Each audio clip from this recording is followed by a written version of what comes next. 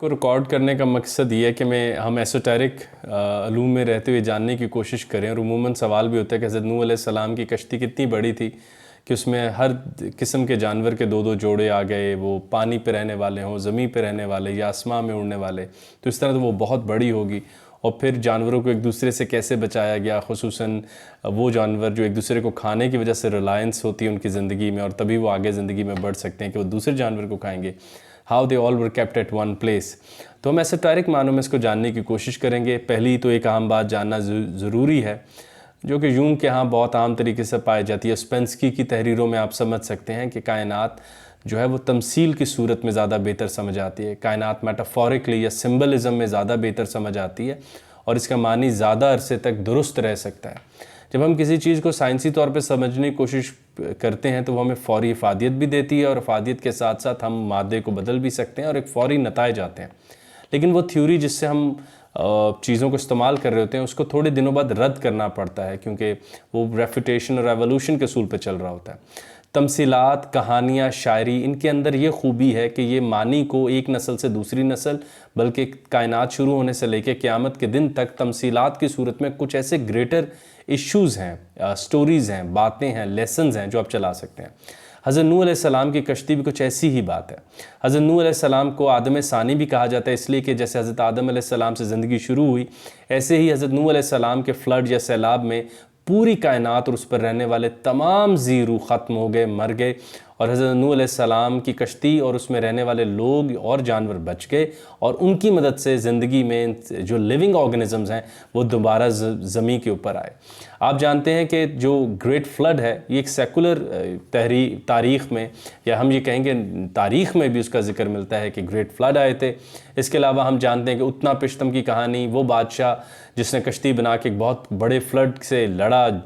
और उस फ्लड को सर्वाइव किया, उस सैलाब को सर्वाइव किया, तो उतना पिश्तम के हवाले से भी हम जानते हैं ये तारीख़ में कहानी मौजूद है। इसके अलावा एपिक टेल ऑफ गिलगमेश जो इंसानी तारीख़ की सबसे पुरानी लिखी हुई महफूज कहानी समझी जाती है, उसमें भी इसके शवाहिद मिलते हैं। और इसके अलावा तमाम इल्हामी किताबें खुसूसन तौरात, इंजील और कुरान मजीद फुरकान हमीद में भी हमें हज़रत नूह अलैहिस्सलाम का किस्सा मिलता है, और आदम सानी के तौर पे कि उनकी कश्ती की वजह से वो पूरी लाइफ सेव हुई और उसको दोबारा से शुरू करने में आसानी हुई। तो ये कैसे मुमकिन है कि वो सारे के सारे जानवर एक ही जगह मौजूद थे?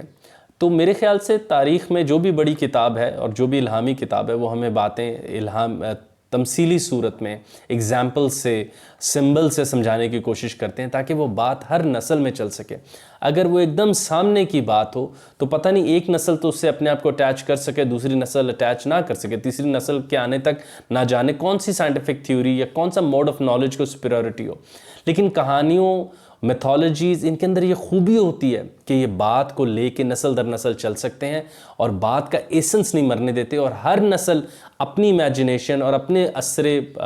असर के इल्म के मुताबिक उसमें से मानी ख़ज़ कर लेते हैं। और यही खूबसूरत बात होती है स्टोरी की और मैथोलॉजी की कि वो मानी देते जाते हैं और आप अपने असर के इल्म के मुताबिक उससे ग्रेटर साइंटिफिक या ऑब्जेक्टिव मानी से ऑब्जेक्टिव ट्रूथ की तरफ आ सकते हैं और अगली नस्ल दोबारा अपने सर्कमस्टांसेस के मुताबिक बात कर सकें। हम जानते हैं कि हमें तमाम इल्हामी किताबों खुसूसन कुरान मजीद में भी मिलता है कि दो दो ज़िंदा चीज़ों के जोड़े, शेर, हाथी, सब के उन्होंने रख लिए। तो वो कैसे रहे? तो मेरे बस ऐसी जहन में ख्याल आ रहा था कि एसोटेरिक मानी में आपके सामने रखूं कि हमें लगता है कि हज़रत नूह अलैहिस्सलाम की कश्ती जो है वो सीड वॉल्ट थी, यानी वो एक ऐसी एक महफूज जगह थी जहाँ पर तमाम चीज़ों के DNA महफूज किए गए, तमाम अजनास के सीड्स, बीज महफूज किए गए, तमाम ज़िंदा अशिया के DNA महफूज किए गए, उनको एक जगह मुरतब किया गया। और खुसूसन ज़िंदा इंसानों के मुख्तलिफ जोड़े मौजूद थे, क्योंकि आपके 3 बेटे आपके साथ मौजूद थे उसके ऊपर, और वो तीनों हज़रत नूह अलैहिस्सलाम की किस्से में हमें मिलता है कि वो जब सैलाब थमा, आप बाहर आए और आपने दुनिया के 3 मुख्तलिफ हिस्सों में ज़िंदगी दोबारा शुरू की। तो ऐसे हमें लगता है कि जो हज़रत नूह अलैहिस्सलाम की कश्ती है वो सीड वॉल्ट है, यानी वो एक महफूज वॉल्ट था जिसमें तमाम तरह के बीज, तमाम तरह के अजनास के बीज, दालों के बीज, फलों के बीज, और खुसूसन जो ज़िंदा अशिया हैं उनके DNA महफूज रखे गए जोड़ों में ताकि वो आगे चल सकें। अगर आपको इल्म में हो कि स्वालबार्ड के हिसाब से एक ऐसे मकाम है ज़मीन पे जहाँ पे जिसको सीड वॉल्ट कहा जाता है, वहाँ पे 12 लाख मुख्तलिफ़ तरह के इस वक्त सीड्स बीज मौजूद हैं। और उसके बनाने की भी बड़ी वजह यह है कि अगर खुदा न खास्ता कोई ऐसी कैटास्ट्रोफी आ जाए, ज़लज़ला आ जाए, ऐसा तूफ़ान आ जाए कि सारी इंसानियत ख़त्म हो जाए, तो हम और चंद इंसान बच जाएं, तो वो सीड वोल्ट में जाएं और वहाँ से सीड्स दोबारा निकालें और इंसानियत का सफ़र दोबारा शुरू करने में आसानी हो। तो यहाँ से एक अहम बात हमारी समझ में ये आती है कि हज़रत नूह अलैहिस्सलाम की कश्ती के ऊपर अजनास, ज़िंदा अशिया, उनका ख़ुद मौजूद होना, आदम सानी के तौर पे, ये सारे वो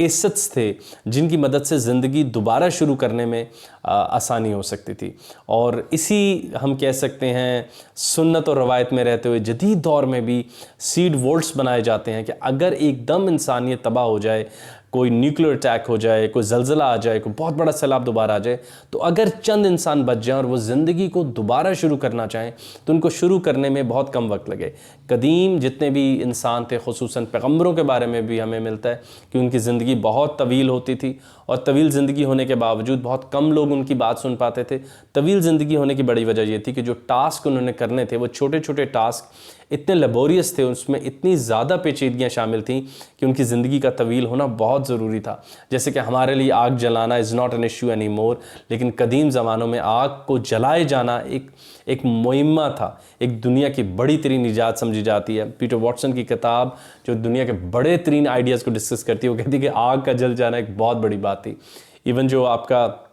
मिथ ऑफ प्रोमीथियस है, उसमें भी आग का तोहफा आप जानते हैं कि वो इतना बड़ा समझा जाता है कि कहा कि प्रोमीथियस ने ज़्यूस से आग चुरा कर नीचे इंसानों को दी और इंसानों ने सर्दी, गर्मी, खुराक को पकाने, अंधेरे को ख़त्म करने के लिए आग की मदद से सर्वाइव कर लिया। तो ये बहुत इंटरेस्टिंग बात है, मैंने सोचा आपके आगे रखूँ कि हज़रत नूह अलैहिस्सलाम की अगर कश्ती को देखा जाए तो एक संदूक था, या ये समझा जाए एक अलमारी थी जिसमें बीज, अजनास और लिविंग ऑर्गेनिज़म्स के DNA मौजूद थे, ताकि ज़िंदगी जब आदम सानी यानी हज़रत नूह अलैहिस्सलाम दोबारा शुरू करें तो उसको दोबारा उतना वक्त ना लगे और ज़िंदगी को रीफ्रेश या रीस्टार्ट करने में कम से कम